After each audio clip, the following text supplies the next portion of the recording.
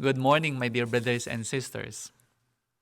It is expected for men to feel uncomfortable or anxious when new laws are enforced. You can, confirm this in your own experiences when you have gotten used to to a certain practice, for example, or a certain rule, and then here comes, a new leader making some changes or modifications. You naturally feel uncomfortable and anxious. And Jesus understands this very well. And so he assures his disciples, I have come not to abolish the law, but I have come to fulfill it. What is the background? The law that Jesus was referring here was the law of Moses, the law that they had been following for many years, one generation after another. The same Mosaic law that had shaped their society, their culture, their traditions. And so when Jesus introduced the Beatitudes, a new way of living, the disciples naturally became anxious and fearful. Perhaps they were asking, will you teach us not to believe in Moses anymore? But Jesus assured them, calm down, no. I have come not to abolish the law of Moses, but I have come to fulfill it. And we can see examples of this.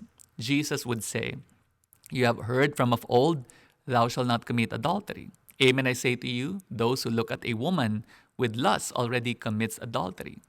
Or you have heard from of old, an eye for an eye. But I tell you, if someone slaps you on the cheek, give the other cheek.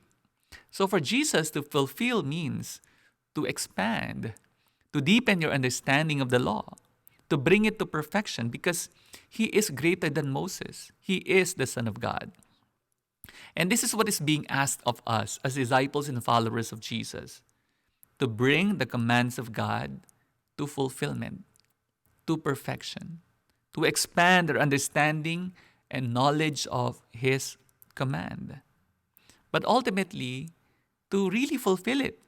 To fulfill means to embody the laws of Jesus through our choices and through our actions each day. How we live our lives, our character, our own person, our very being, they must become the embodiment of the commands of Jesus.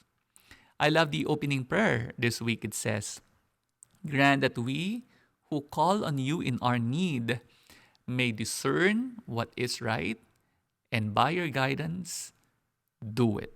Friends, discern what is right. Discern what is God's commands and do it.